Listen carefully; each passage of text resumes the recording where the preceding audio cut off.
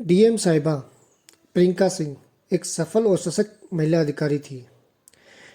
उन्होंने अपनी ज़िंदगी में बहुत ज़्यादा संघर्ष किया था, लेकिन अंततः वह अपने काम में न केवल खुद को साबित किया, बल्कि वह दूसरों के लिए प्रेरणा बन चुकी थी।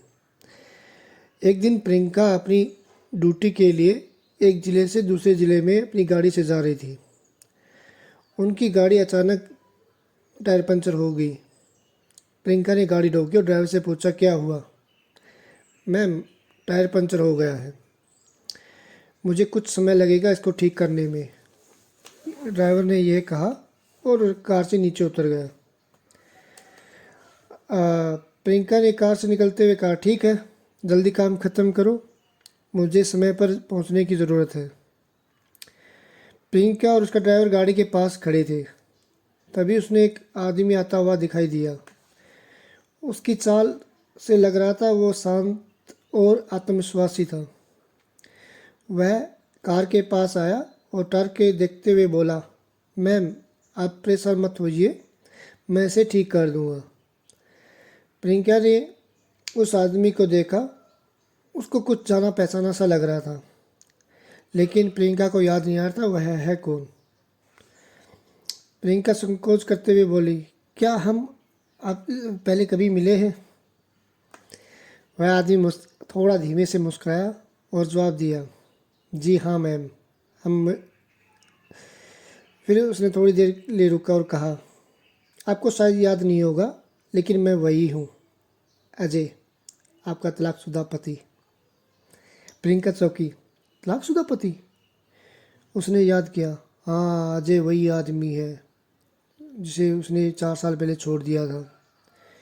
दोनों के बीच कुछ मतभेद हो गया था, इसकी वजह से उनका रिश्ता टूट गया। प्रियंका जीवन में आगे बढ़ने का फैसला लिया और अजय पीछे रह गया। लेकिन उसने कभी नहीं सोचा था वो एक दिन वो एक दूसरे को सड़क पर मिलेंगे।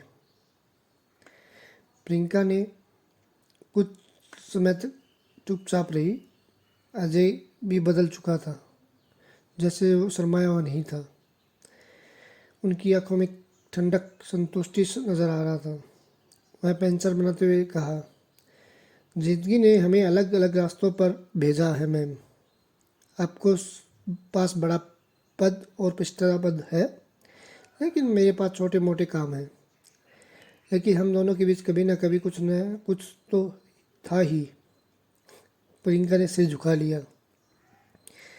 वह समझ चुकी थी अजय ने जीवन से कोई बड़ी उम्मीद नहीं रखी थी, लेकिन उसने खुद की स्थिति को संतुष्ट था। तो तुम अब क्या करते हो? प्रियंका ने पूछा। अजय हंसा और बोला, बस वही जो कर रहा हूँ जो पंचर बना रहा हूँ। जिंदगी की सच्चाई यही है मैम, कभी जो बड़ा हो वह कभी कोई छोटा हो सकता है, जो कभी कोई छोटा था कभी बड़ा भी हो सकता है।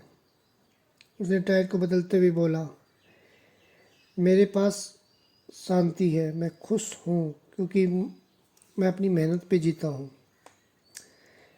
प्रियंका को उसकी बातों में गहराई महसूस हुई। उसकी ज़िंदगी की दौड़, उच्च पद, सम्मान, प्रतिष्ठा अब उसको बोझ महसूस होने लगा। अजय ने खुद को स्वीकार कर लिया था, लेकिन प्रियंका को कभी संतुष्टि का एहसास ही नहीं हुआ। अब टायर सही हो चुका था। प्रियंका ने अजय को धन्यवाद बोला। वह कुछ देर रुकी और बोली, तुम ठीक ही कहते हो, कभी कभी हम अपने पद और स्थिति के चक्कर में असली शांति खो देते हैं।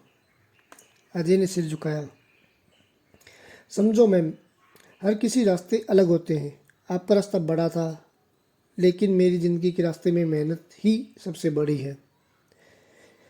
प्रियंका को अपने जीवन की राह पर सवाल उठाने का समय मिला था। अजय ने मुस्कुराकर कहा, शायद हमें अपनी गलतियों को समझने और सुधारने का समय नहीं मिला, लेकिन शुक्र है जिंदगी अब शांति से चल रही है। अजय ने उत्तर दिया, जीवन एक पाठशाला है प्रियंका, हर किसी को जगह समझने में वक्त लगता है, हमें अपने रास्ते पे चलना चाहिए। अब प्रियंका कार में बैठने लगी। उसके चेहरे पे हल्की सी मुस्कान थी। यह सफ़र सिर्फ एक गाड़ी के पंचर होने का नहीं था, यह ज़िंदगी के गहरे आत्मविश्लेषण का भी था। अब वो महसूस कर रही थी, शायद जो उसने कुछ खो दिया था कभी वापस नहीं आ सकता। लेकिन उसकी नज़र में सच्ची शांति केवल बाहरी नहीं बल्कि उसके भीतर भी हो सकती है। अजय ने देखा, प्रियंका कार में बैठ चुकी थी।